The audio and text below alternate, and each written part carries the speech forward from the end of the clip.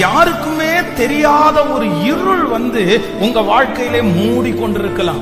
அப்படின்னா எனக்கு நல்ல வேலை இல்லையே அப்படின்ற ஒரு இருள் உங்களுக்குள்ள தொடர்ந்துட்டே இருக்கலாம். என்னுடைய வருமானம் இப்படி இருக்கேன்ற ஒரு இருள் இருக்கலாம். உங்க சரீரத்துல இருக்கிற ஒரு வியாதி உங்களுக்கு ஒரு இருளை போல இருக்கலாம். இந்த இருளுக்கு நிறைய தன்மை இருக்குது. அப்படின்னா இந்த இருளுக்குள்ள ஒரு பொருள் இருந்தா அதை பார்க்க முடியாது.